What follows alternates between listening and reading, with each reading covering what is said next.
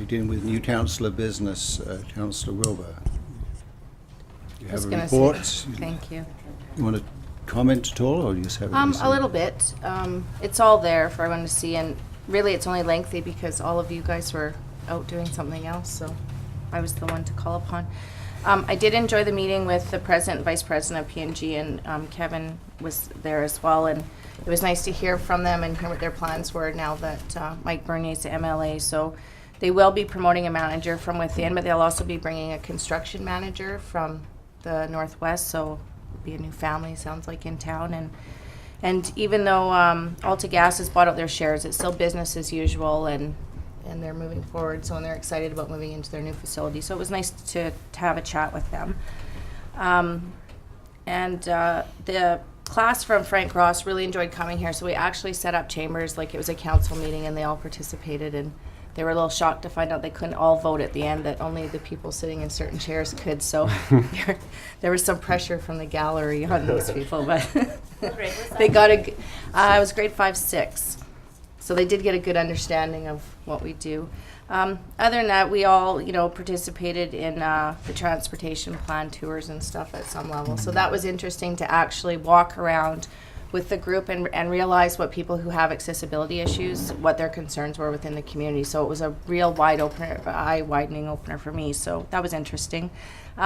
Access Awareness Barbecue went off well. We were there early, cooking burgers, and didn't rain on us, so that was really good. And thank you to Duncan and Matthew for coming and taking over the barbecue. It was starting to get a little hot after a couple hours, so I appreciated it. I did attend a Friends of the Rotary Lake meeting. They're having their grand opening, so they've got lots of fun things planned for July 13th, and they're looking for volunteers. So anyone that wants to volunteer could get a hold of them through Facebook or get a hold of Charlene Wainhart. The other thing was Relay for Life was just this past weekend, and a great turnout, even though it poured rain. It rained and it rained and it rained, and you know what? People came out, and it was awesome. And the unofficial fundraising count as of 10 p.m. was just over $55,000. So, Whoa. 55,000. Yeah, so good on Dawson Creek. They did really well. The only other thing I was asked to mention is the grand opening of Pioneer Village is the weekend of June 22nd and June 23rd, and they'll have the log cabin ribbon cutting on the 23rd at 11, so anybody that wants to attend that. So that's my busy week. Good. Where does that $55,000 go? Does it go to the local cancer unit, or? It will go to the Canadian Cancer Society. Some of it stays local, so it's dispersed, I think, a third, and a third, depending. Yeah. Okay. Yeah. But it was nice to see the turnout, and the luminary walk was just beautiful. So. Yeah. Thank you. Any other councillor business? Councillor Schumann. Yeah. So I'd like to thank council for the opportunity to attend FCM this year.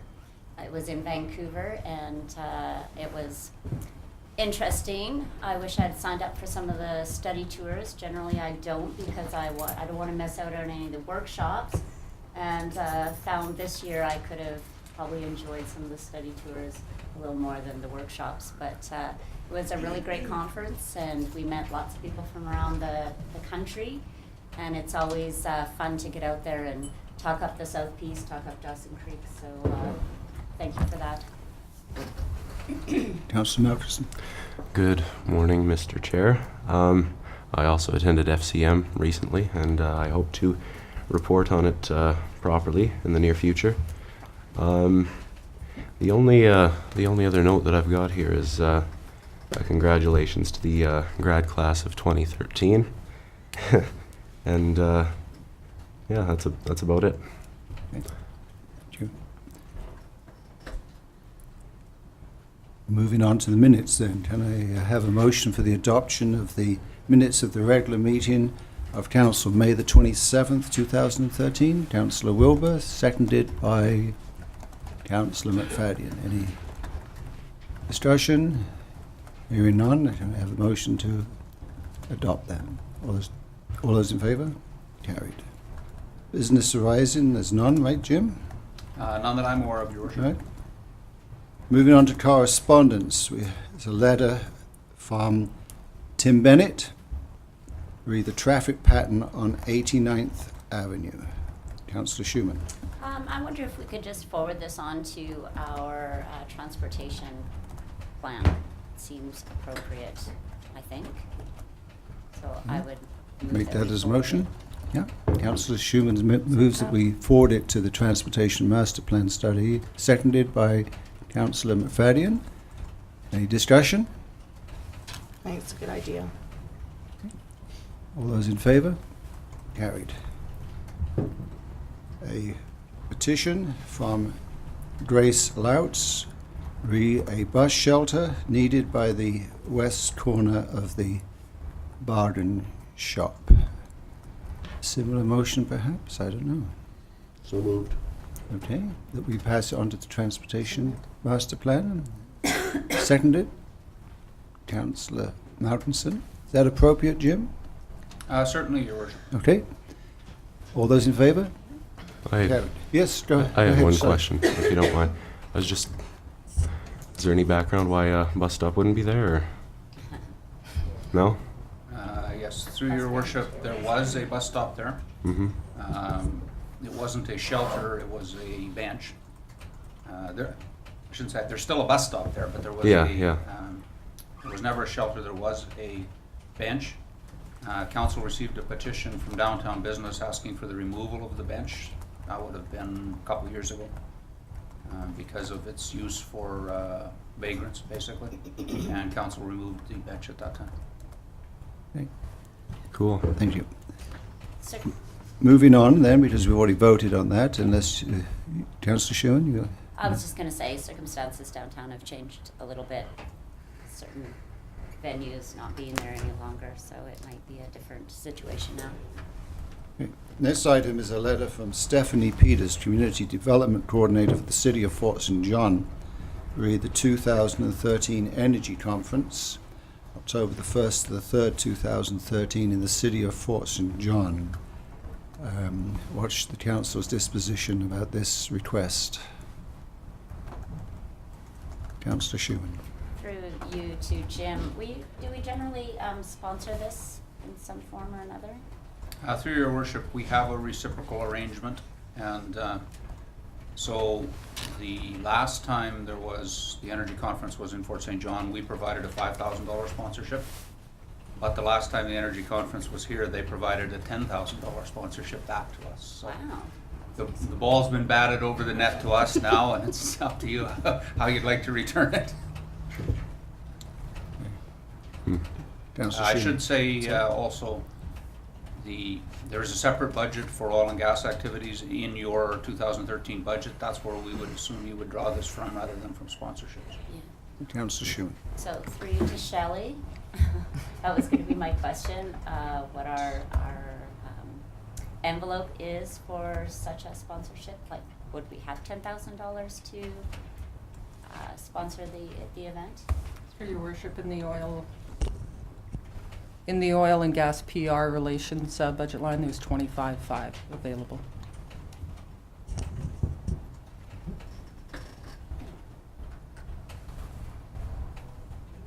Councillor Malkinson. I recall some talk with our former mayor, I believe a couple of months ago, about our future intentions with the energy conference. Perhaps somebody could elaborate a little bit more on that. Again, through Your Worship, there was a significant amount of feeling here at the energy conference that perhaps the annual conference was overkill and that it might need to move to more gap between conferences. However, the existing protocol between ourselves, Fort Nelson and Fort St. John, has one more round to run. So you're notionally obligated to run one more energy conference in 2 years. So can we have a motion perhaps, and then we can debate it? Councillor Wilbur. Given that new information, I'd like to make a motion that we give $5,000 as we have in the past to the Energy Conference in Fort St. John. Okay, is there a seconder for that motion? Councillor McFadden. Councillor Wilbur. I just want to add to that, given that we will have to host again, I don't want to leave our account with not enough in it to do so. So I appreciate their generosity. However, we still have to be able to fund ours if we need to host one more. Any further comments? All those in favour? Carried. A letter from Anthony Everett, CEO, Northern BC Tourism. Re the 2013 Northern BC Tourism Association AGM and regional meetings. So a request, Jane, and what's the disposition of council? Councillor Wilbur. Through you, I would just like to ask you, what have we done in the past? Or Through your worship, the last time we sponsored at $1,000.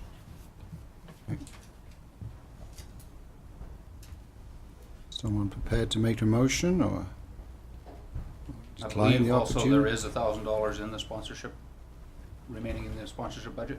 Yes, there is, through your worship, there's $2,500 left in the grants and sponsorship budget.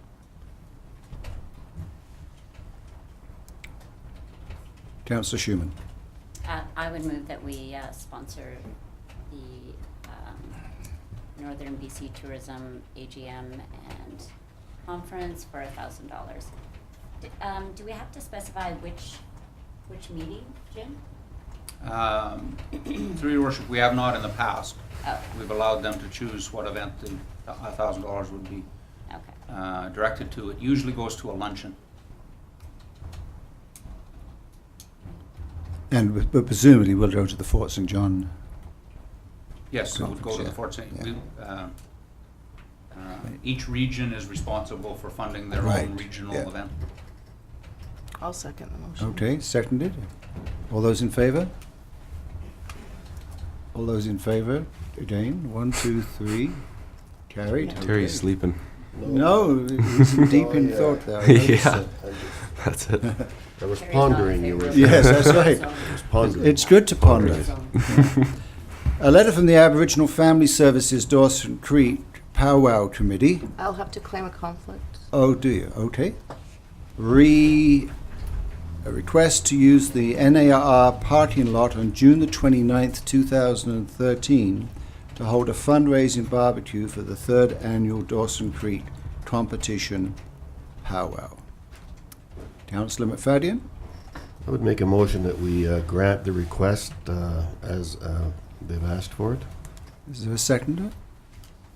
Councillor Schumann, discussion? Councillor Malkinson? Mr. Chair, is this possible? Is the NAR parking lot obligated on July 12th, 13th, and 14th? Through your worship, there is no other event scheduled there.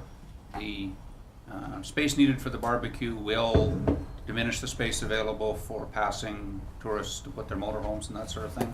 Balancing that off is the fact that most tourists passing through seeing a powwow barbecue are going to want to stop and come attend. It's exactly the kind of local color they're looking for on their trip up the highway. All right. Yeah. All those in favour? Carried. A letter from the Mile Zero Flying Club.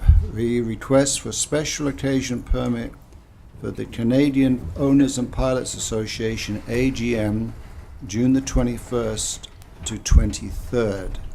Requesting, I guess, opportunity to serve alcohol at 2 locations in conjunction with this convention.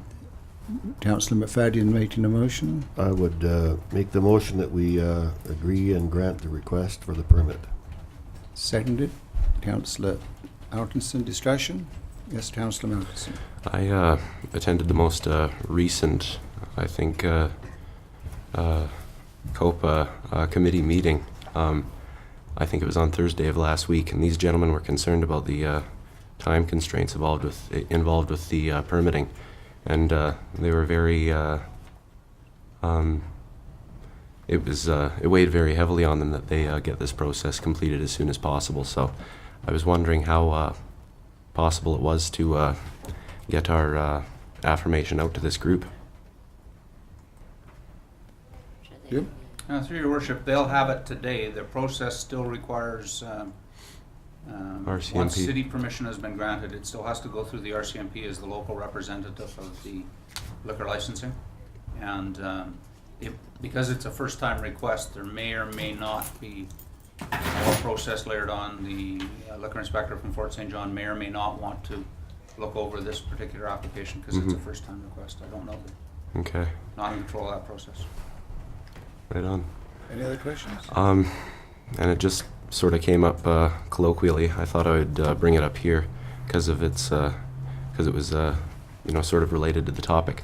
These gentlemen were also wondering about the availability of the, the water bottle fill station that we agreed to purchase a couple of months ago. Is that going to be available by that time? I don't know whether it is arrived or not, to tell you the Okay. truth, Your Worship. It's all the same, really, but And I figured I'd Barry's just, not here, so I can't ask him. I figured I'd just ask. I have not seen it. Okay, all those in favour? Carried. As it's only at 8:45, we'll move on to the report section, section 7.1. Report number 13-128 from the Chief Administrative Officer, re shore water information and consultation outcomes. You have Councillor Schumann. Yeah, I would be happy to move the report number 13-128 from the Chief Administrative Officer regarding the Shearwater information and consultation outcomes be received. Further, the Council direct administration to prepare amendments to Water Conservation Bylaw number 3844 to the effect that industrial use of water for fracking purposes will be prohibited in times of water shortage at Stage 2. With the current Stage 2 restrictions moved to Stage 3. Further, the Council direct administration to prepare a policy which prohibits connection of any additional private truck fills to the city's water supply, and that future expansion of fracking use will be directed to the reclaimed water facility. Further, that Council confirm that the current waiver of policy to permit a private truck facility, further that Council confirm that the current waiver of policy to permit a private truck fill at the raw water line will not be extended.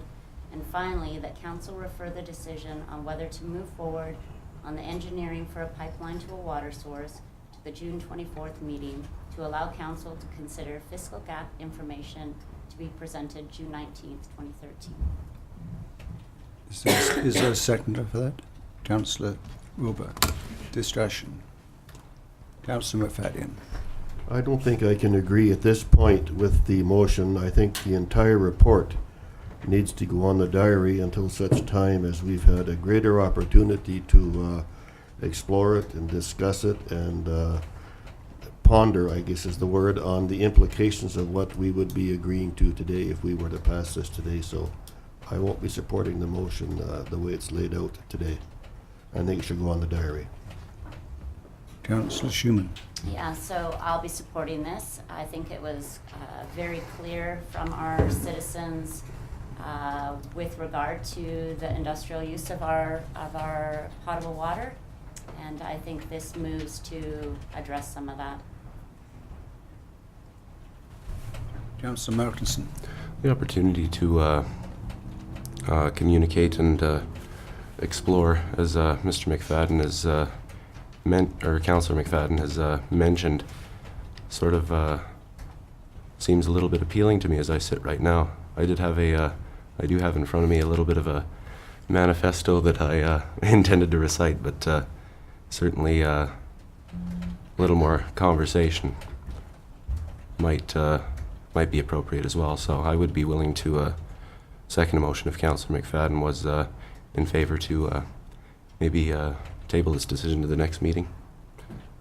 Well, I don't want to table it because that means it'll just I just want to put it on the diary until we can perhaps even have a special meeting to go over it and discuss it. And I'm not really against some of the recommendations. I just think the report is too long, too far-reaching, somewhat complicated, at least for me, and the implications of what we do will have far-reaching effects on everybody. So I think right. it should be go on the diary. So I won't be supporting the motion as presented. Councillor Wilbur. I was going to say, I did second the motion to put it on the floor, but I tend to agree with Councillor McFadden that this is a huge decision for our community, and I do think we need to get in depth and look at it and really grasp every inch of that report and know that the decision we make going forward is the right one. Yep. Well, I am going to put forward an amendment to the motions. I support much of what's in here, but I agree with the sentiment that the implications of this are immense, and many of the implications, at least that I've heard about, are not fully understood by myself. We know that the work that the city undertook on risk management identified this matter as, I believe, and correct me if I use the wrong terminology, Jim, but a very one of the top ranking risk factors facing the city. From the point of view of, I believe that if we make the wrong decision, we jeopardize perhaps the whole fiscal health of the city. And I don't think the community understands that. I certainly don't know the full implications of that. And our CAO has intimated that we need to understand the voluminous document that's been presented to us for the meeting on June the 19th around the fiscal gap issue of the city. Now, I do know that some of the recommendations in here, that it would require amendments to bylaws, and there'd be an opportunity for input from the public and so on. And so my issue is just with the last part of the recommendation. I do want to commend our CAO for this work here. I think it's just an excellent report and a good summary for us from this many pages of documentation we have. So I'm going to, and this may not satisfy some of you, but I just like to put forward an amendment to the motion. And if you'd like to follow the amendment, it refers to the last part at the third line from the bottom, where it begins that council refer the decision. So my amendment begins with the after the word to where you find the word water source. If you just begin there, and my amendment is to, after the council has determined its response to the fiscal gap information and has made a determination of its budget guidelines for the 2014 fiscal year. So I'd like to make that motion as an amendment. So is there a seconder for that? Councillor McFadden. Essentially, we're going to be studying June the 19th is it 150 pages, Jim? At least. At least a document around the fiscal gap. And that in itself is another monumentous, important decision. And I would suspect that we would want some further time after we've had an overview of it through our staff on June the 19th to fully understand the implications of that. For me, if we're going to embark on this, let's say, a pipeline to one of our rivers other than the Kistratna, I want to know what implications the cost of that would have on the fiscal viability of the city. Borrowing the money, can we borrow it? What are its implications to all the other infrastructure needs? How are we going to use, to me, embedded in this is also how are we going to use fair share money as we move forward with infrastructure, with this water project, whatever else is on the table. So I need to see the complete picture of our capital and infrastructure needs. So we've got, before I can accept that latter part. So that's the reason for me So I believe we need to make a decision by this fall on this matter. That's my headspace. And we would have had a few months to chew on this, the fiscal gap issue, and we will, before we start our 2014 budget, our CFO will be presenting something for council to discuss around the guidelines, and that would, for me, also include how we use fair share money. So I don't see there's a need to pretend that we're going to be able to make a decision after our June the 19th fiscal gap meeting. And so I'm suggesting this amendment. So any other discussion about the amendment? Councillor Malthus. We're, yeah, I may be just repeating what you just said, but you're suggesting we consider all things and wait, well, probably until the fall to make a determination on this matter. Yes, that we understand the fiscal gap issue facing the city, that we understand I think as part of that, the infrastructure needs. Correct me if I'm wrong there, Jim, as part of that fiscal gap, it's meeting our future needs for infrastructure projects. Isn't that part of fiscal gap Through discussion? your worship, if you look, you may not have had a chance yet to read I the haven't, no. materials. The fiscal gap is defined as the difference between what you project as your expenditures and what your expected revenues are. So it's not only capital, but capital, you will see the information report, capital forms the biggest concern Yeah, administration has about what will cause that gap. yeah. Does that answer your question or your musings there, Councillor? No, yeah, sure it does. I'm just taking a moment to consider it. When reviewing the report, my mind seemed to go in a different way. It seemed to go sort of a little more linearly, just considering the merits and the demerits of the various things that were recommended, not necessarily the larger picture that it was a part of. So it's just something new, and I'm just taking time to Sure. consider it right now. I'm not stalling though. What you're doing is you're pondering. Yeah, thank you, Terry. Thank you. Well, these are major decisions, Yeah. and it's wise to go slow on these things because the implications are immense. To go slow and to work with the public along the way. Absolutely, absolutely. We can get all involved and yeah. Question's been called. So, all those in favour of the amendment? Carried. Now we vote on the motion as amended.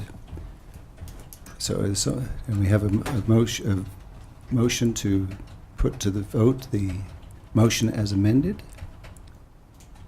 Councillor Schumann, Councillor Fadian, discussion? Nope. All those in favour? Carried. It's almost 9, so I suggest we adjourn for 1 minute and recharge our coffee cups or whatever, and we'll move forward with the delegation section of the agenda. As members of the grad class of 2013, you're part of the Leave a Legacy Committee, and you want to talk about planting a tree in legacy of the graduating class. So we'd like to make your presentation to Council now, and welcome to the meeting. Yeah, so we've been doing some fundraising around the community. We just finished last week building a flower bed up at the Child Development Center. And now we'd like to plant a tree outside of City Hall in memory of our grad class, just to give back to the community that gave to us growing up. So. Okay. And what type of tree are you? Have you decided on that yet? Or? No, we haven't gone and picked one out yet, just because we haven't got the okay for it yet. Okay. Well, anything else you'd like to say? I don't think so. Okay. Well, what we do is we listen to delegations. We don't make decisions right now about these matters, but I bring them the mayor brings them up towards the end of the meeting, and we make a determination then. But we have an excellent horticulturalist in the city, and if the council agrees to this, I expect they would want you to liaise with him. Okay. Any comments from council? Well, thank you for coming. We will consider it today for sure. Thank you.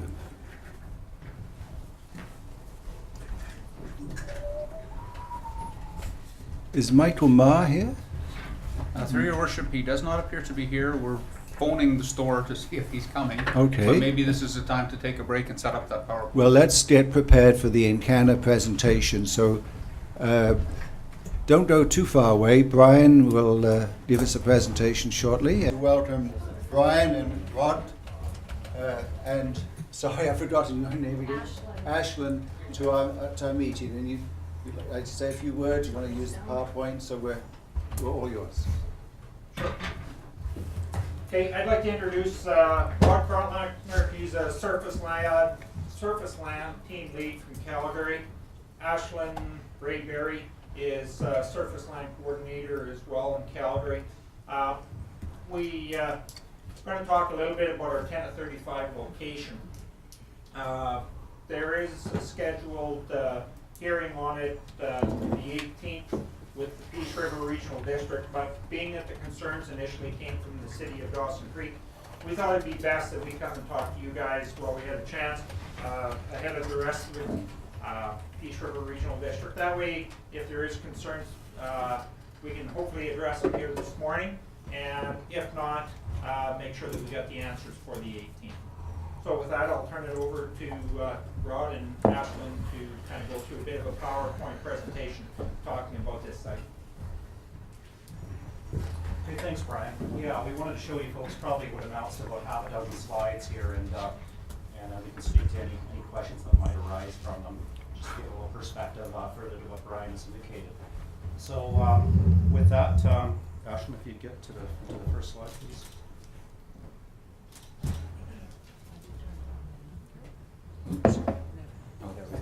Okay, so as Brian mentioned, we're talking here about what we refer to as our 10 to 35 7715 location pad site, which is just situated just south of the city limits here of Dawson Creek. And oops.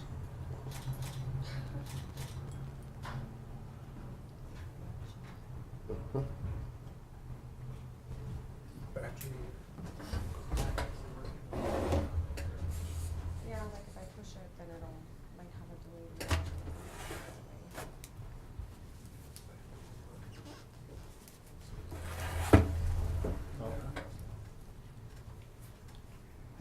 Okay. Okay. So, anyways, the box with the red box within the dashed circle outline, it represents that location, just south of town here. Yeah. So, just a map to give you a key map references. All this really is trying to depict. Okay.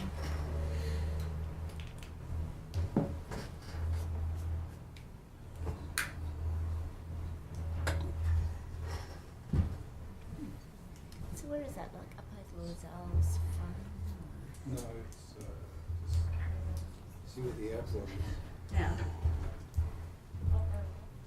So, yeah, so this is another shot of of the 1035 well site, an image, and this is looking to the west, and the road in the foreground is the Peterson Road. So, so yeah, just an aerial, more or less a sort of an aerial image here for your reference sake. And the diagram down below is the development perspective of the 1035 well site. So in the lower right, you see sort of a center point where a number of spokes radiate out from it, and those spokes essentially represent the well bores, the underground well bores. And so with this site is associated 12 well bores, or 12 wells off this pad site, and that's to try and extract, of course, the gas out of those mineral sections that we have identified in the gray and the brownish color. Okay.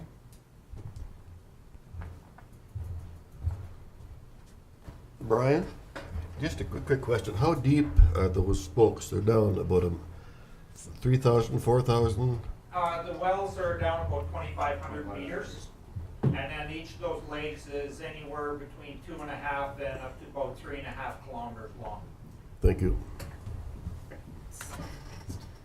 Okay, this is just a typical survey plan of a pad site, and wanted to show this for a little more detail.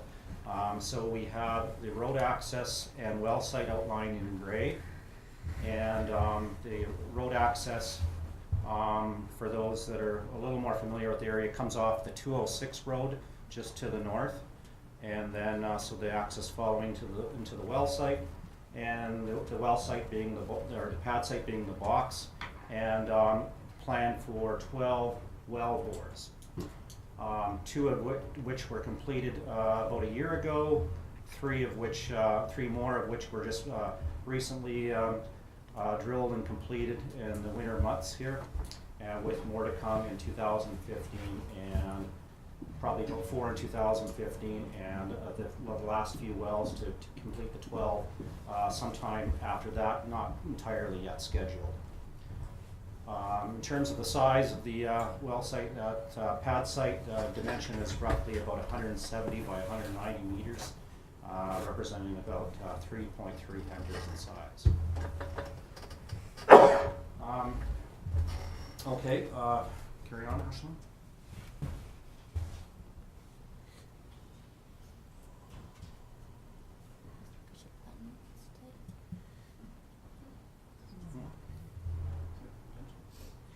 Can't you just push on the computer? There you go. Gotta hold your tongue just right. This is just we're going to show you just a couple photographs that were just recently taken, as within the last couple of days. This is up a bit on the hill to the south of the 1035 pad site, taking a shot from the subdivision in that area. So we're looking north, and you can just see a bit of some of the equipment that's been brought on site here recently, kind of in the whitish, kind of disguised in the trees.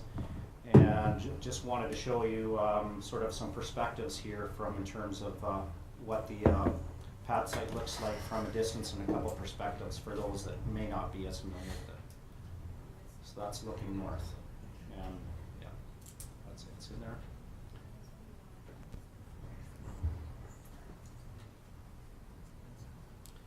And this is looking essentially to the south. Again, off the 206 back road, and looking in that direction up into that same pad site. So we've done, just from as a side note, in the placement of this well site, did take quite a bit of deliberation trying to place it in a location, among other things, that would provide a level of screening, and try to leave some tree canopy intact for a bit of aesthetic management, as well as we've done some tree planting on the south perimeter of that pad site, and are planning to do some more actually within the next couple of days on the east side and south and north side, actually, further field planting to over time help screen the site a little more, make it a little more aesthetically pleasing. So we just wanted to sort of open it up with the slides, give you some perspectives here, and then from there, I guess we could take any questions that might, if there are any, that might be further to any of this. Just a little bit more to add to that, Ron. This location required a lot of consultation with the neighbors and the residents, because there is the subdivisions up above the hill there. We met with those residents on a few occasions, and made a number of our changes to what was our original design for this location before we ended up coming up with this one here. Some of the simple ones were, our initial access was off of the 215 road. They requested that we come in from a different way. The concern was that they would see a lot of big truck traffic. They only have one access and one egress from up on top of the hill, so we moved it to the 206. Another one was moving it into the trees a little bit more to give a little bit more of a buffer there. So, there has been a lot of consultation with the residents and the landowner in that area as well. That included also meeting with Blair Lexstrom, but also with the city as well prior to our actual selection and building this location in the 2010-2011 timeframe. Okay, thank you. Any questions of the Encana representatives here? Councillor Schumann. So at this site there will, I know there's concerns about the flaring.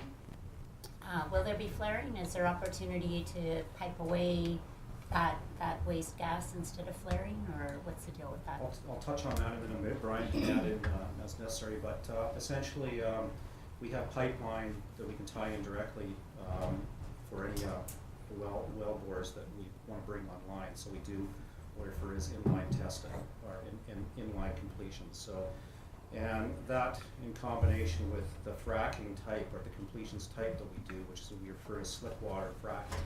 So using water as the main hydraulic ingredient as opposed to other products which have been typically used like carbon dioxide and nitrogen. Those are so-called energized fracs. These are slip water, and because of that water environment that we use, it avoids having to flare largely at all. So we essentially wouldn't have any flaring on the site. We just do it all in line. But with that, maybe Brian can speak to what's happening out there right now, just so there's some perspective around that. Sure. And as part of our cleanup process, we do have what we call testers on site. And when the testers are on site, they have pressure safety vessels that are there that do require connection to a lit flare.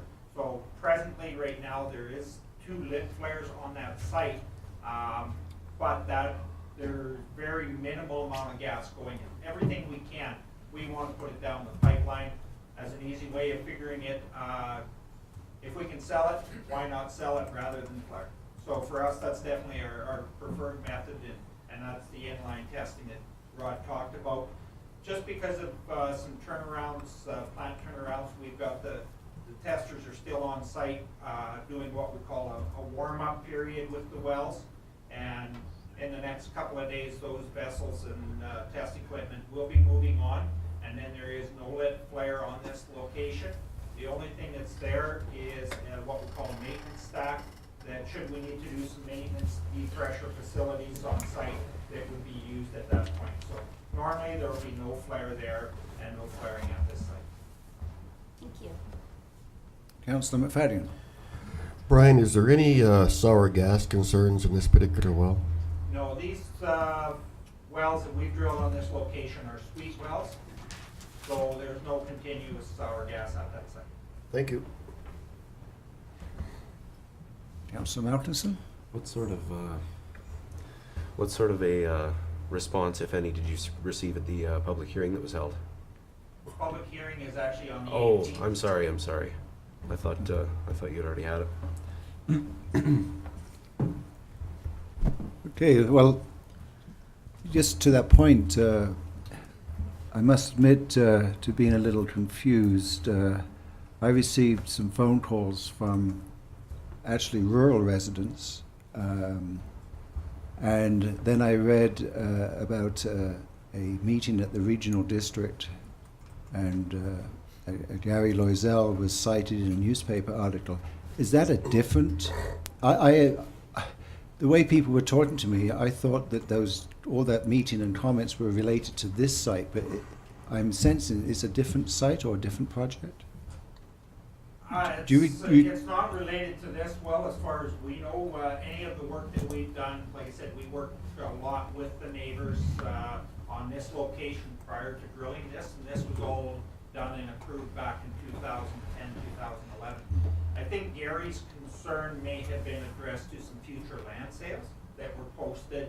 And the government, as far as I know, hasn't made any decision on those postings No. at this point. So Okay, the essence is his concerns and have nothing to do with this project, which, That's our understanding. Yeah. At least, it's- yeah, okay. Well, I appreciate it. Brian got hold of me by phone, and I appreciated that very much.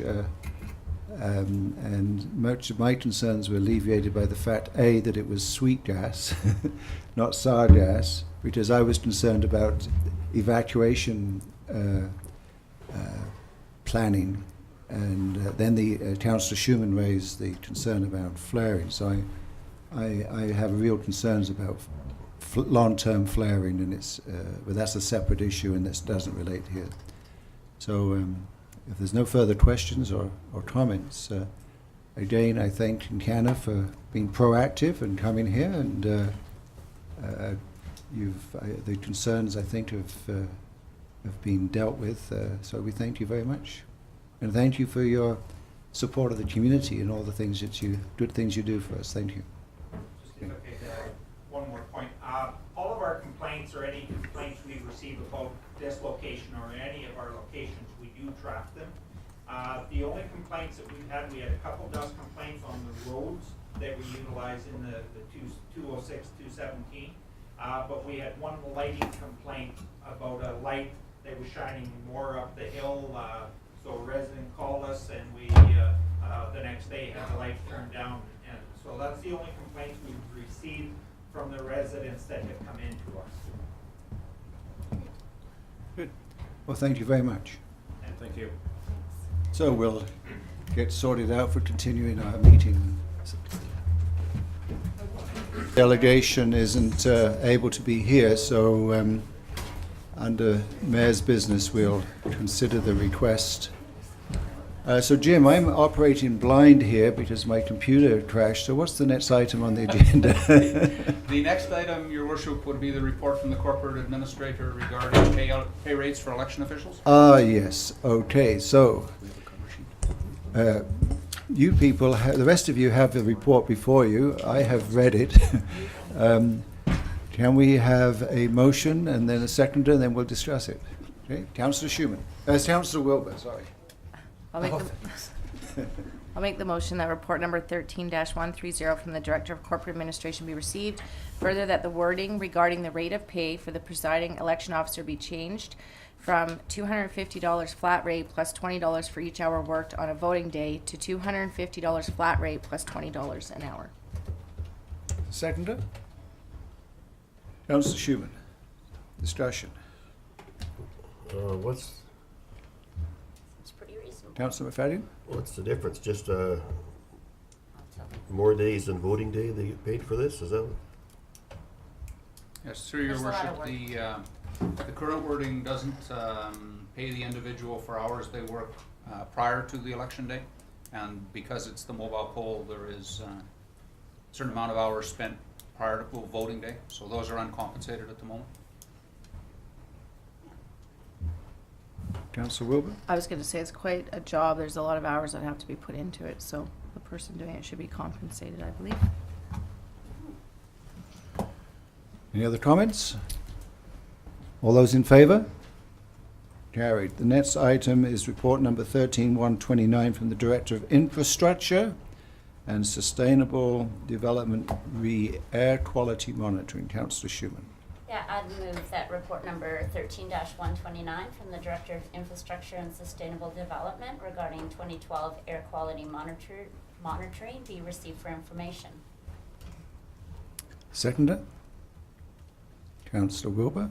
Councillor Schumann. Yeah, I was happy to see the report.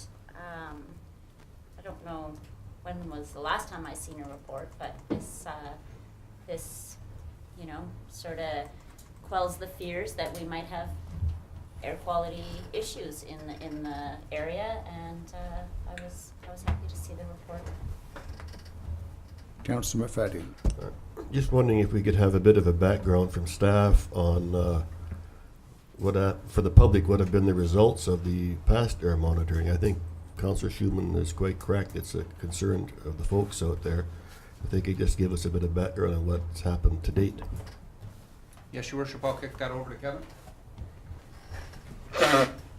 Through Your Worship, the air monitoring that we have, or report in front of you, was the first actually that I've been involved with. So it was a partnership with the Ministry of Environment. They were able to provide the equipment and the funding. All the city needed to do was really provide some time to pick up the samples and then ship them off for analyzing. So Partnership with the school district as well. right, yeah, we used the partnership with the school district because we located the two stations on top of South Peace and Frank Rossi Cole.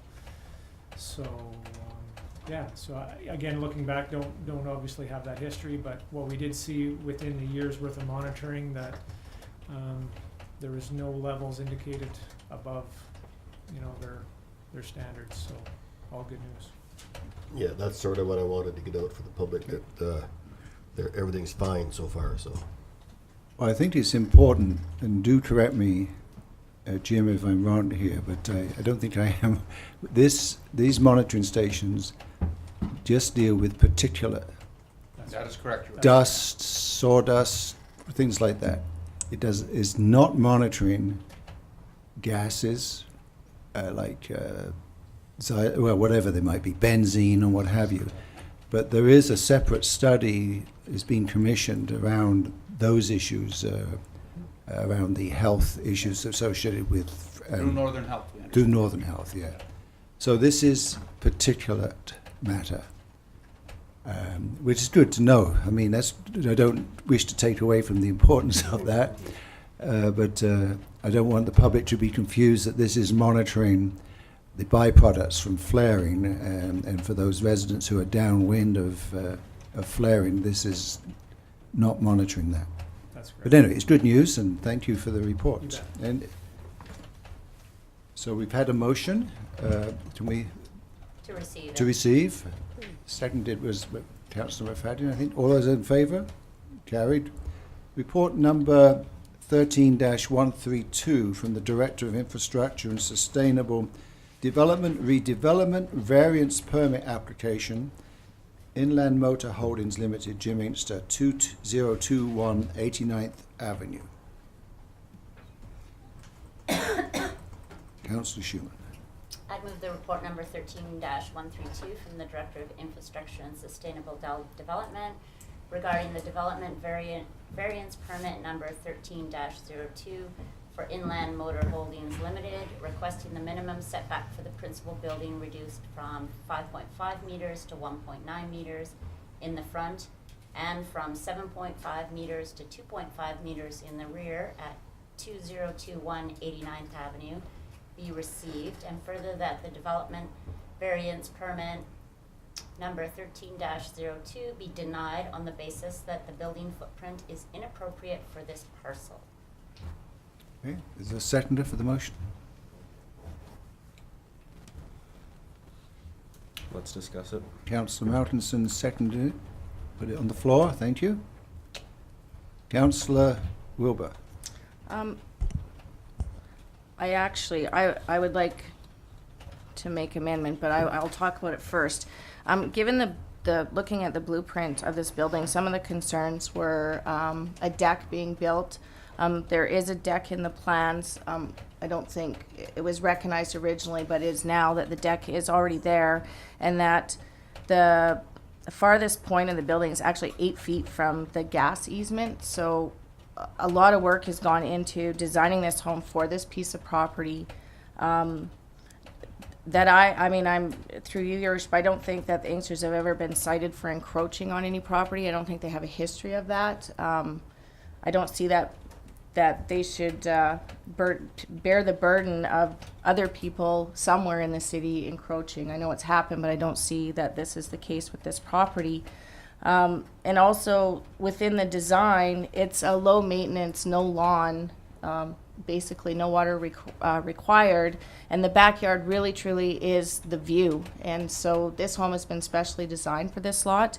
And what I would like to see is an amendment to the motion from where it says further that the development variance permit number 13-02 be allowed.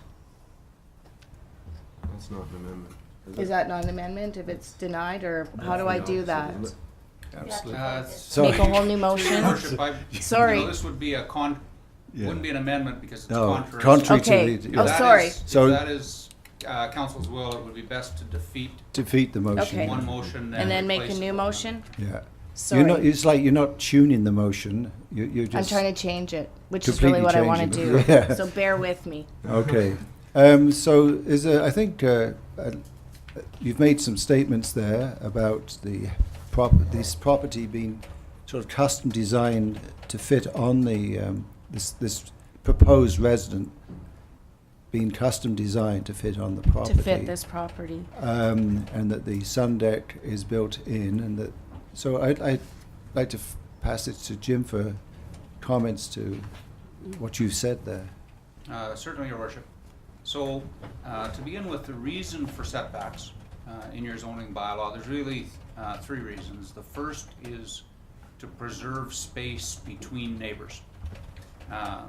That is generally for a couple of reasons. One is safety, firefighting concerns, the ability to get equipment between houses to fight fire. But it's also issues like viewscape and intrusion. So most neighbors don't prefer to have a house built right on property line a few feet from their kitchen windows. So, and that's one purpose for setbacks. Another purpose for setbacks is to prevent unsafe encroachments on things like traffic sight lines, that kind of thing. And finally, the third reason is so that there's uniformity in an area. It's considered by council to be preferable that you don't have situations like we have in some of our older areas where some houses are quite close to the roadway, others are set many feet back. So those would be the normal things that led to the creation of the setbacks. On this particular application, of course, staff is always reluctant to recommend to you that you waive your own rules, just for the consistency reasons. In this particular application, there is no concern about traffic encroachments, any of that kind of thing. View lines. Most of this property is adjacent to city property, front and back, rather than neighbors. So the city doesn't have those same concerns about intrusion. But the city is concerned, staff is concerned about potential future issues. Where council sees opportunity in the future, staff often sees future problems. So it's just the difference in how we look at things. In this particular case, when the documentation was provided to us, there was no identified deck. Now I understand and have looked at subsequent drawings where a deck is identified. One of our big concerns was that there would be, in future, these residents or a subsequent purchaser would want to build a fairly expansive deck that would bring it within the areas that are designed to be covered by setback. Looking at the plan, that's not the case with this particular home or these particular purchasers. So it would be a future-looking problem that would arise from a sale of the property. So those concerns are not as in our face as they were before we got clarity on the design. Secondly, the entire neighborhood up there has had issues with backyard creep. Fences, sheds, used areas have encroached onto the park, and there's been constant enforcement up there. I'm not suggesting that this property will make it any worse or better than the existing properties. It's an ongoing effort up there, and a new home is probably going to have the same tendencies that the old homes have. However, if you're passing the motion to approve, you must pass a motion to approve subject to a notification period for public input, and then after which it comes back to you. And some of the neighbors up there may or may not have an opinion about this, but you're constrained to listen to those opinions before you make a final decision.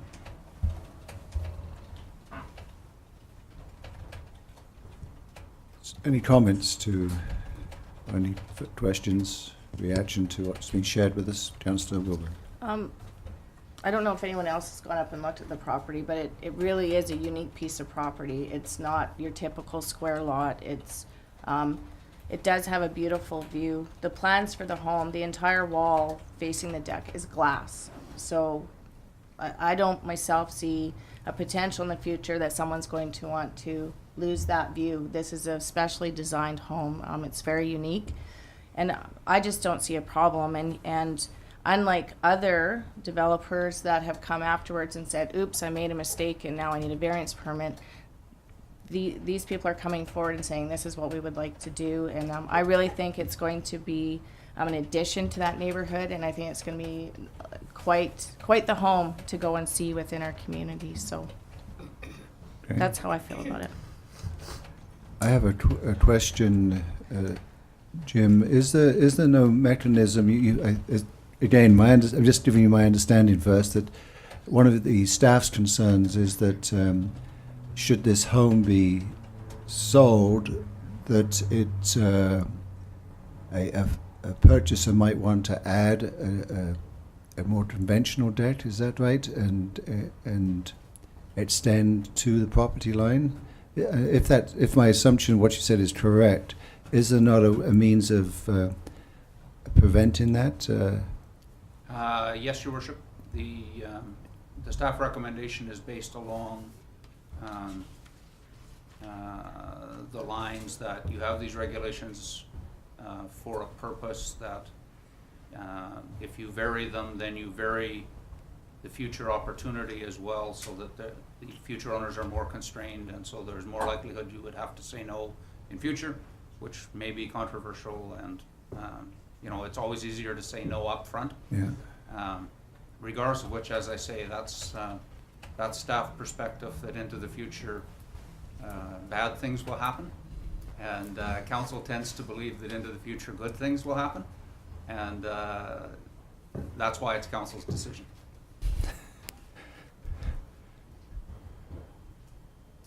Any further discussion? All those in favour of the motion as presented? Against? Defeated? Does someone wish to make another motion? Councillor Wilbur. I'll get it right this time. I would like to make a motion that council approve the development variance permit number 13-02 for Inland Motor Holdings Limited, allowing a reduced setback from 5.5 meters to 1.9 meters in the front and from 7.5 meters to 2.5 meters in the rear at 2021 89th Avenue, and direct staff to conduct the appropriate notification and consultation within the community. Seconded by Councillor McFadden. Is the motion in order, Jim? Certainly, Your Worship. Thank you. Okay. Any further discussion? All those in favour? Carried. I'm against. Oh, sorry. Yes, sorry. Those against? Right. I just saw Tyra. Yeah, you betcha. I'm sorry. I should have asked for that question. I think it's pretty obvious. Well, you never know. You might change your mind. That's always a possibility. All right, moving forward to item 7.5, report number 13-131.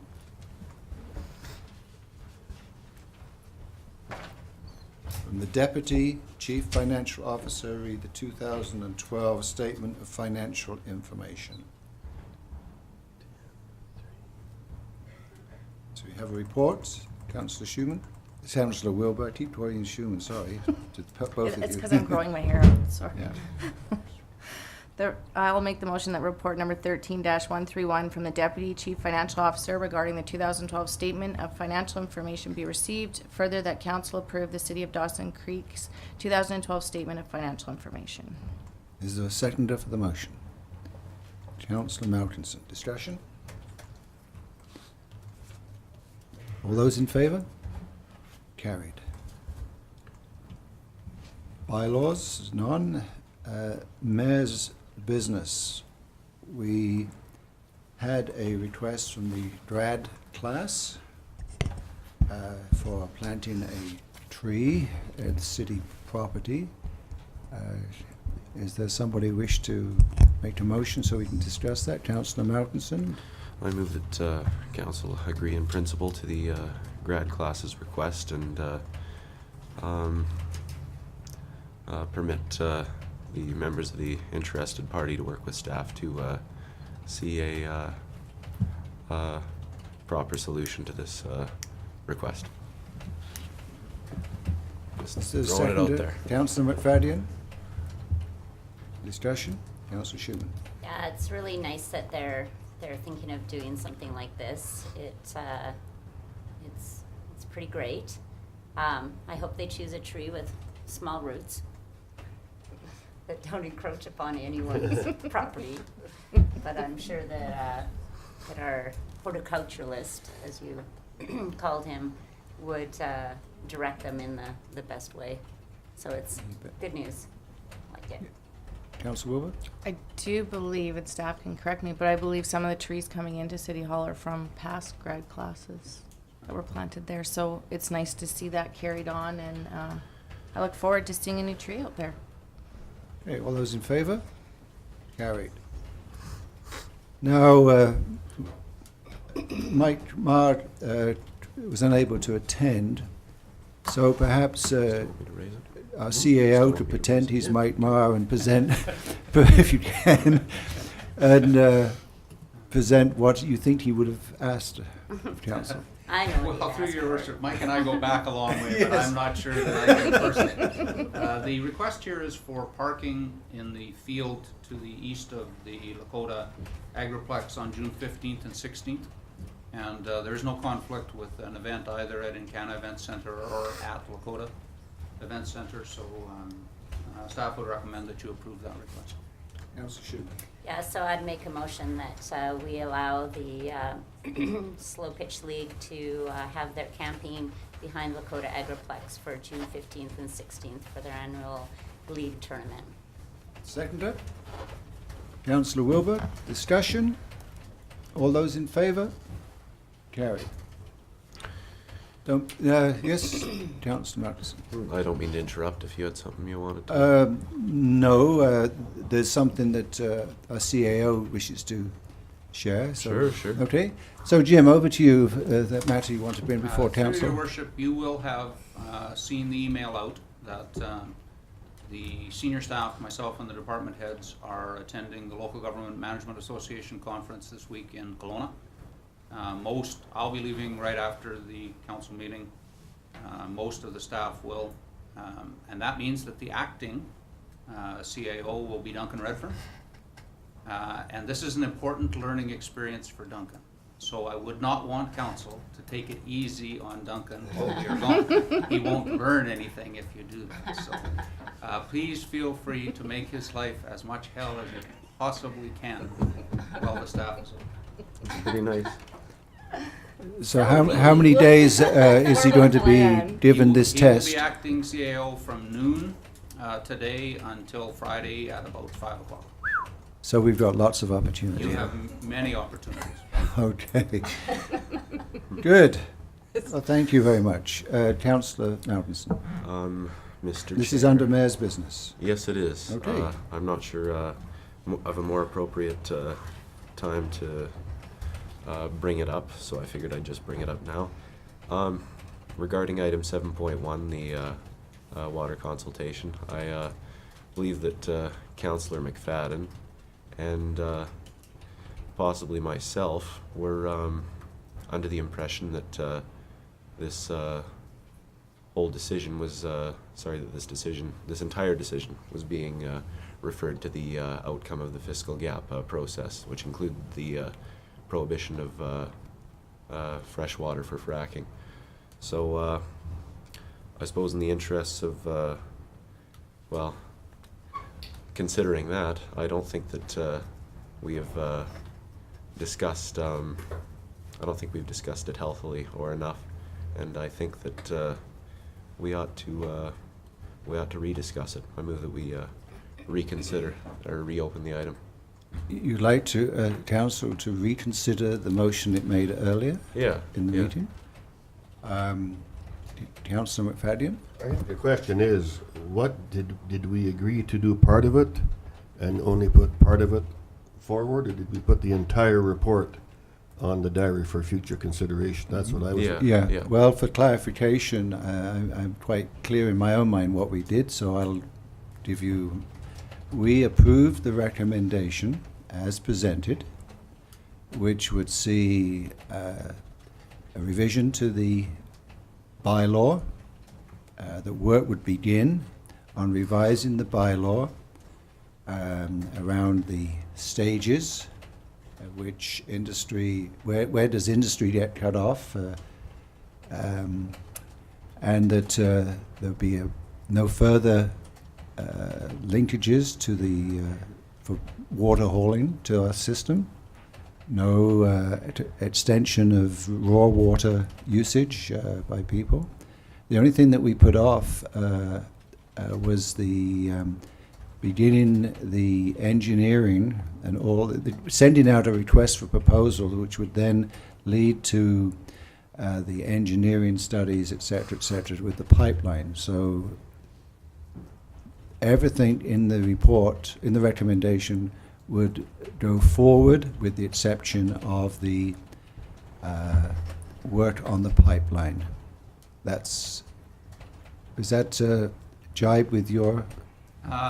Yes, Your Worship. The process on the bylaw amendments and the policy is that at a subsequent council meeting, proposed amendments would come forward to you for 2 readings, and a proposed policy would come forward to you for adoption subject to public notice. And then there would be a public hearing event where the policy and the bylaw revisions would be available for public comment. Subject to that public comment, then your bylaws would come forward for 3rd and 4th reading, and your policy would be subject to adoption unless council changes its mind because of public input. In terms of the notification to Mr. Carlson that you're not going to continue waiving your policy against the use of the raw water line for commercial purposes, that's in keeping with what you have already told him several times. You just told him you couldn't give him a final answer until you had heard from the public in the Sure Water. That wouldn't be subject to public hearing, but it's quite important that he gets an answer because as he's indicated to you, he needs to know whether he has certainty and can secure financing or whether he can't. So I wasn't expecting that to be controversial because nothing you heard in the public meetings I would expect change your direction. So that's where you would be on those 3 directions. Yeah, so in my mind, the bylaw and the policy, we've passed a motion that would begin work in those, but that is subject to further discussion, further council meetings. It's subject to public input. And it's not beginning any real fiscal expenditure of council at all. It's a housekeeping thing in light of the public's response to the shore water survey and the telephone, and perhaps our own beliefs around what needs to be done to safeguard our water system. But the matter can be put before council for reconsideration at this meeting, as far as I understand, Jim? Yes, with Yes? majority vote of council. So it would need, you would need to put that forward as a motion, Duncan, and then we would debate that motion, and if it passes, we would then go back to item 7.1, and you could then try to get council to amend the resolution that was... I'm not saying that I was necessarily in favor of it. It was just the impression that Mr. McFadden, and I'm not exactly sure what impression I was under. I was just considering the amendment to the motion itself rather than the Just that last part, rather than all the Well, other let's just things that are this is associated. important, a very important decision of council. I think it's very, very important. we've directed administration to prepare amendments to the water conservation bylaw. Mhm. That's to the effect that industrial uses of water for fracking purposes will be prohibited in times of water shortage at stage 2. So that's one. So we've started a process of developing bylaw. Well, that has to come back to council. It goes out to the public. There's an opportunity for further discussion. Then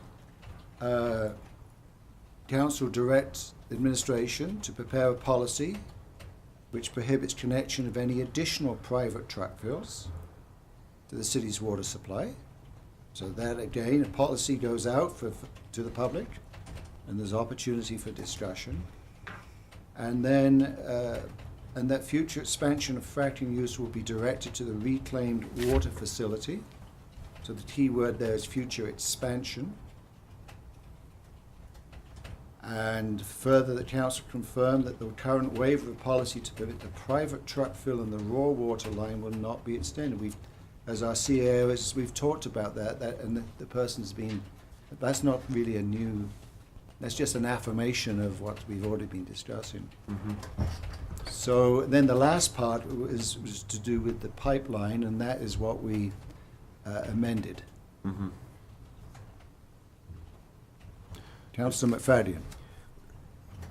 Well, my concern was cutting off the jobs in the oil industry at an earlier stage, perhaps. But if we're going back to the public, would that be at a town hall meeting or just as a public consultation in this chamber prior to a council meeting? Normally, Your Worship, that would be here in a hearing setting where those who felt their interests affected could come forward and make submissions to you. And that notice is in the paper or widely publicized so that anybody that is concerned could show up for that meeting? Certainly. Thank you. Okay. I don't know if. Well, the reason I supported, just while you're mulling there, was that the council's practices around policy development and bylaw development or changes to bylaws gives the public ample opportunity to make presentations to council, either written submissions or as a delegation, and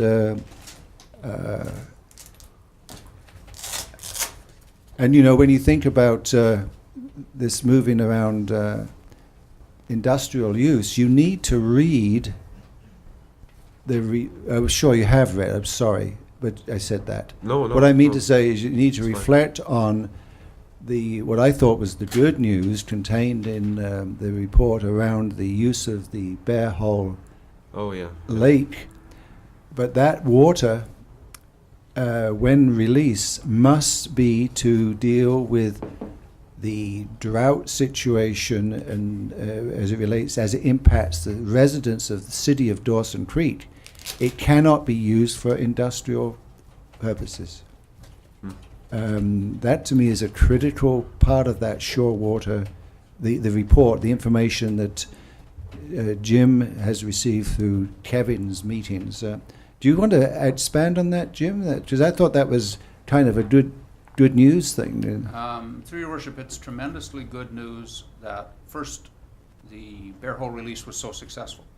As you know, it's 170 some kilometers from Bear Hole Lake to our weir. So the good news is how much water got down there. Better yet is the news that Bear Hole Lake recharged itself. And based on those two results, the ministry is willing to allow us to continue managing Bear Hole Lake for drought resilience purposes. The ministry, however, is as aware as we are now that a majority of the public, fairly significant majority of the public, is not interested in the continued use of fresh water for fracking purposes, or certainly its expansion. And so, you know, the ministry requires us to still show conservation measures and still show them that we wouldn't be using Bear Hole Lake simply for the oil and gas industry. If that was the case, the oil and gas industry could just apply for a permit to draw it directly from Bear Hole Lake. However, I mean, council doesn't need to agree with that. The tone of my report is that having gone out to the public and asked them for what they would like you to do, council may well wish to do what the public wishes you to do.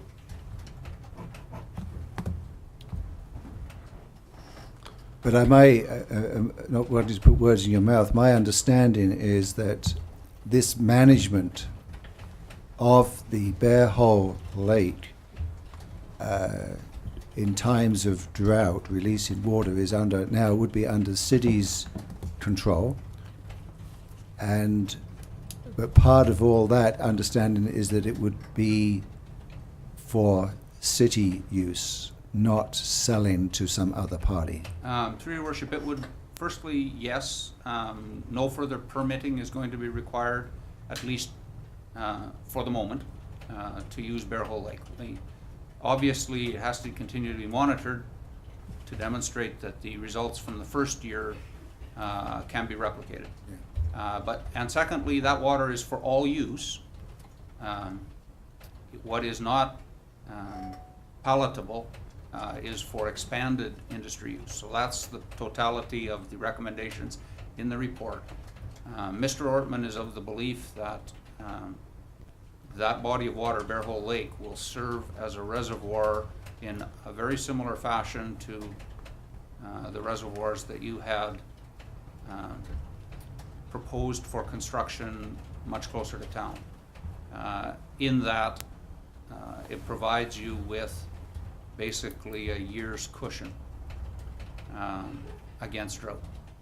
The difference, of course, is the distance it has to travel and the things that could happen to it in that distance. The ministry no longer will be issuing permits upstream of our, additional permits upstream of our intake at the Arisweir, because their belief is that that source needs to be safeguarded for your uses, basically. Councillor Schumann. Yeah, and so we wouldn't be releasing from Bear Hole unless we got to drought conditions in stages, I don't know, I'm guessing 3, 4, those kind of things. We'd start looking at releasing it. So by then, the industry is cut off anyways in stage 4, so they wouldn't have access to that water that we might realize from Bear Hole, as far as I can tell from the report. Well, actually, through your worship, the issue here is timing. There could come a time, and there has in the last 2 of the last 3 years, where the amount of water built up behind the weir is such that restrictions are required. When you get to that point, you will go through your restrictions, your conservation bylaw, either as it stands or as you amend it. However, at the same time, you would begin a release from Bear Hole. But the water from Bear Hole doesn't travel instantaneously to the weir.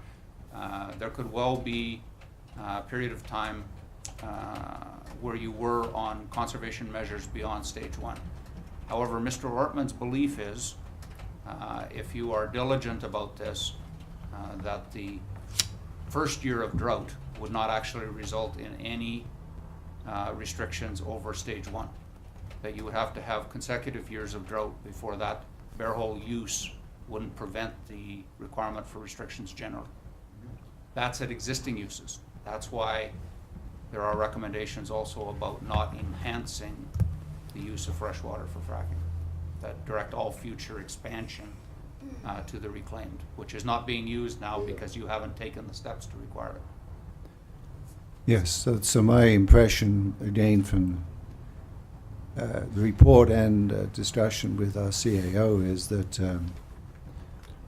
this Bear Hole Lake management that we have is, it would take a several, maybe more, or let's say more than 1 year of drought for us to go into to stage 2. So we have a lot of, what's the word, we're insulating ourselves from the vagaries of weather for quite a significant way with this, and So that's why I view it, Councillor Melton, as good news information. Yeah. Oh, it certainly is. But consider that we've got this news about Bear Hole, and consider that if we go along this process to prohibit or further restrict the usage of fresh water for fracking, or potable water for non-potable uses. Sorry. What are we? Are we really doing? Are we sort of lying? Do we sort of know the answer right now? Are we just? I think that we know the appropriate direction for us to head in. Well, what we are doing is we're affirming the continued use of potable water for non-potable purposes whilst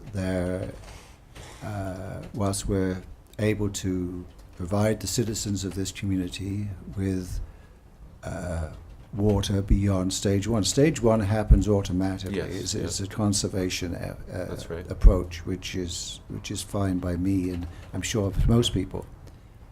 But as soon as we start experiencing difficulties and start contemplating the release of water from Bear Hole Lake, right? We know that when we move to the next step, it would be not potable water would not be able to be used for non-potable purposes. Mm-hmm. Now the number of days, and Jim has this at the tip of his fingers, I know that we've in the years since the city of Dawson Creek was incorporated, how many days is it that we've had to be at stage 4?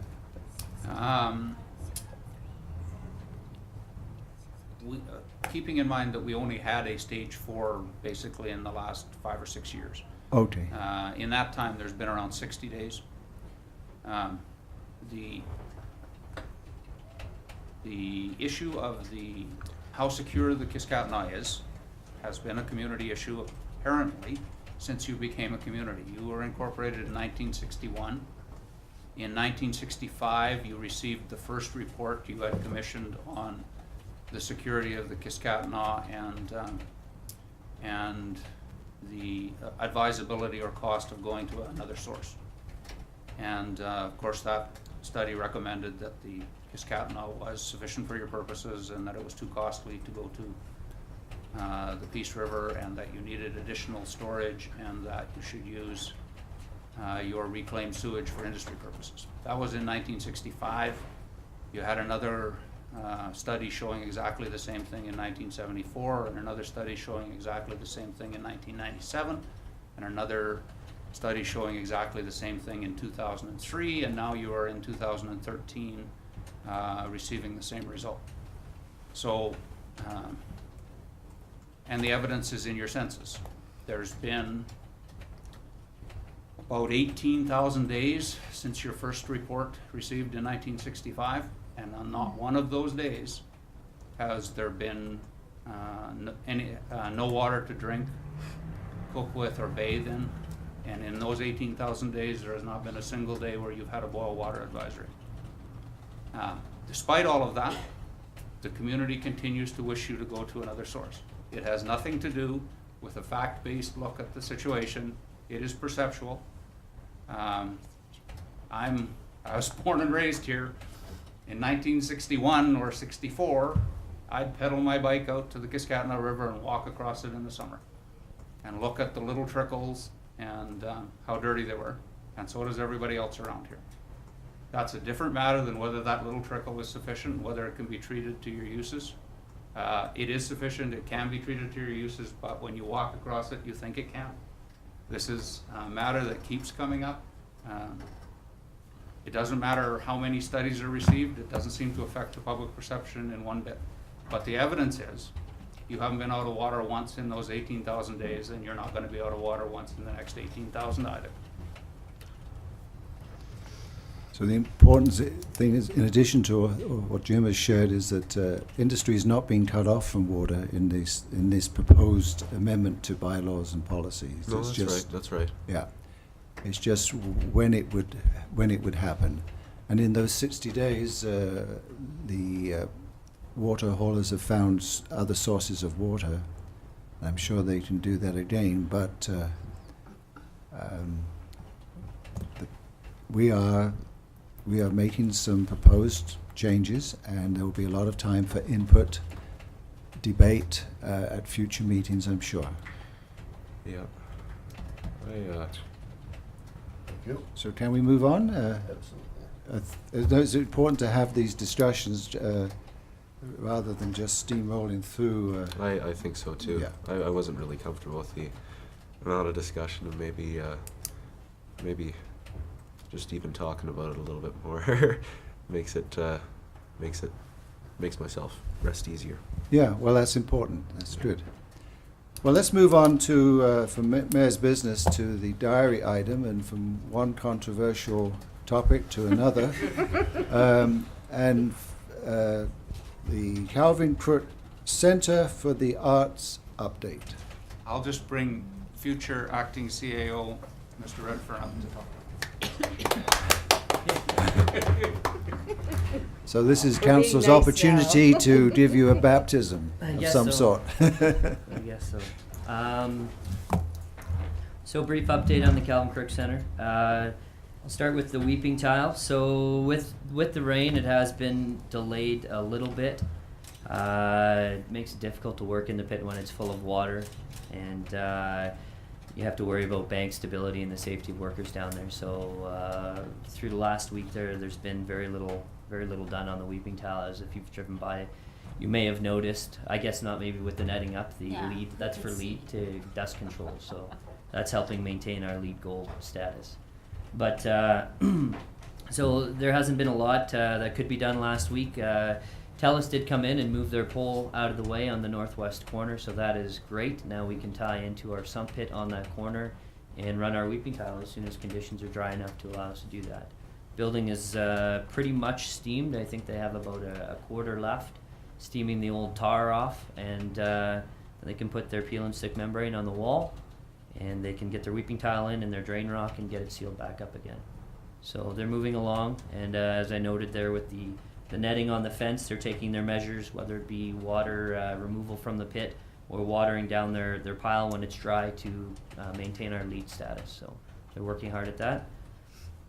Moving on to Maloney's. Maloney's is back on site again this week. They have not provided us with a fixed price. This visit is different than the last visit I spoke about, as this time they have narrowed their trades and will be bringing them to site to confirm what in fact is remaining to be completed, so that they can lock a price up tighter for us.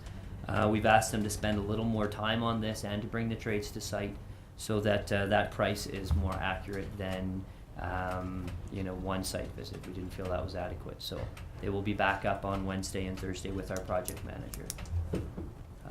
Finally, on Friday, the city and PBI engaged in some final settlement talks.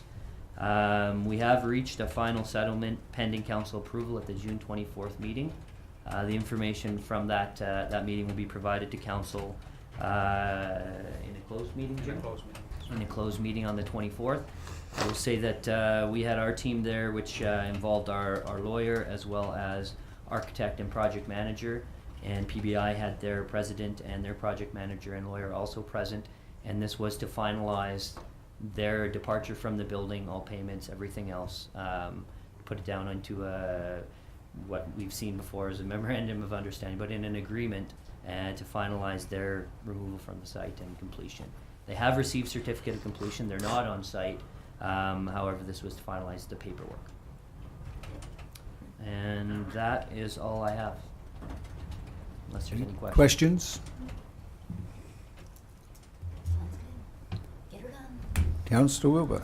I just have one regarding, at one time there was going to be a cafe in there. Is that still going forward? I've had a couple people come and ask that they were asked to put bids in for that, and they have not heard anything back, or I'm just wondering where we're at with that, if that's something going ahead. Yeah, the still. cafe is in the scope of work for Maloney's. It's been asked to be separated out of that scope, and if there are any concerns, or if I guess the design for that cafe was done quite a long time ago. So if there are any changes, that can be done fairly easily because it's a separate price from the remaining work.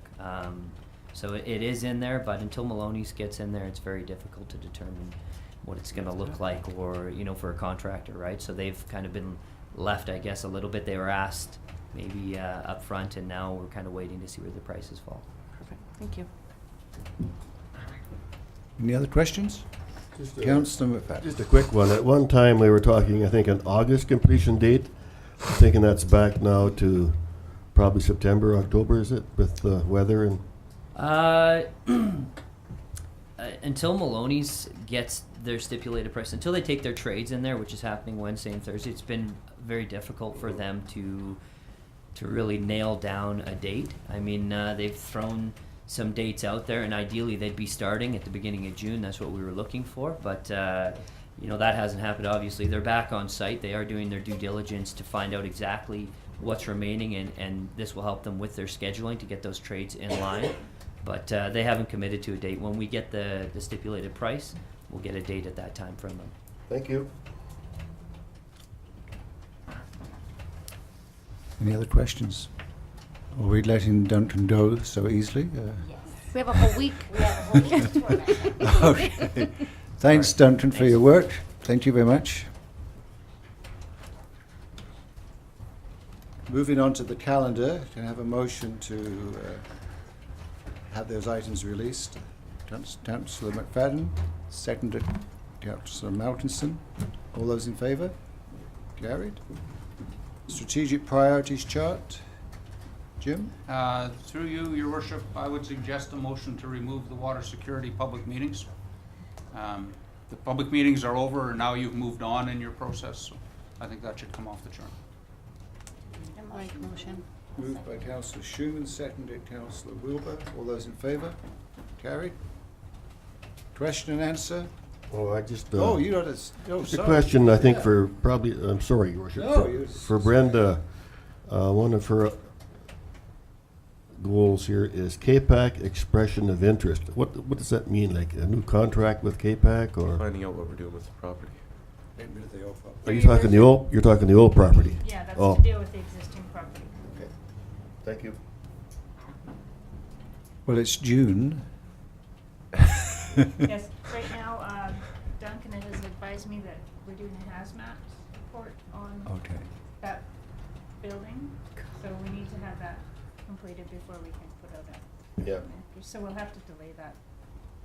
Yeah, okay, well, I can tell you what's in there, but go ahead. All right, question and answers. None? And we're signed up. Oh, sorry, no, there's none. No one signed up? No? Okay, media question, period? I do actually have a couple today, if I could. Yes. First, back to 7.1, just in case it hasn't been talked about enough yet. All that you guys have kind of mentioned in this meeting is pipelines, so does that mean the reservoir idea is dead? No. Is that what the public consultations have taught you, or are we still moving forward with looking at both? And still the other possible aquifers option as well? Well, my understanding is that the process has just begun, and there's a lot of investigation needs to continue to see about the feasibility, viability, financing of any options. So all we have had is an expression of public sentiment, not the only thing we had, but we've had that consultation.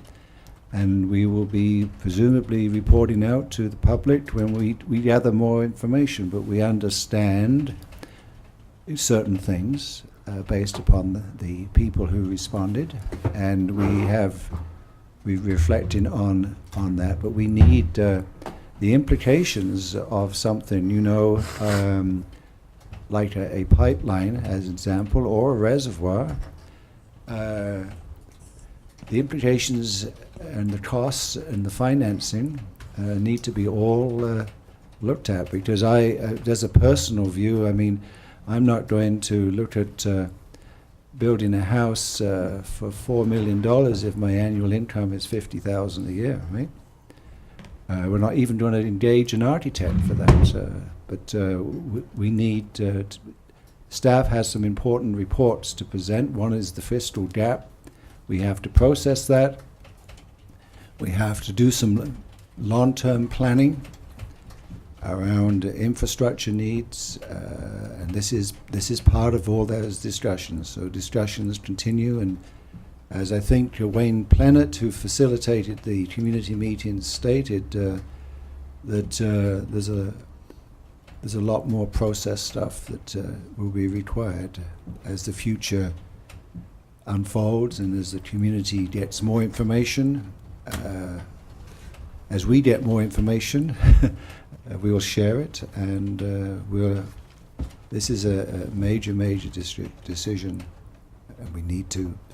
It's important the community understand the implications of any decision we make. Right, thank you. And in regards to the Encana presentation, could you just refresh my memory, what were council's initial concerns about why they wanted the public hearing? Initial concerns was, is this going to be a site where we're going to have flaring? Is this a site where we need to know about evacuation routes and engagement of our community? Any others from other council members? You're in close proximity to town. Is proximity to town? Sour gas. Sour gas, but the fact that this is a sweet gas really changes things. We've heard that there will be very minimal flaring, and so it's good to hear that. But as representatives of the community, we need to be concerned about community health, as well as a whole bunch of other things. But they seem to have done a pretty good job, and there's no need for an evacuation plan, given this sweet gas. Yeah. Thank you. Actually, Will, I yeah. got one more. One thing I just wanted to know was there's 7.1. There was two things. The one thing was the changes to industry water use, and the way I understand is that this still has to go through second, third reading, and adoption. So, is there like a likely date for when that's going to be on the council's agendas next, or when? Is there a likely date or set date or what? There's no set date. It will be presented to us as staff completes its work. I would imagine it'll be during the next few months. Comment, Jim? Certainly will. I doubt if we'll make the June 24th meeting because Right. of the absence of senior staff this week. But probably the July meeting will have the proposed bylaw amendments and the proposed policy. Okay. Thanks. Okay, well. Jill, you're not going to have a turn? I was thinking, She was pondering. She just knows everything already. It's the word of the day. Okay. So, can I have a motion to recess to close meeting? Councillor McFadden? Councillor Malcolmson, all those in favour? Carried. Thank you.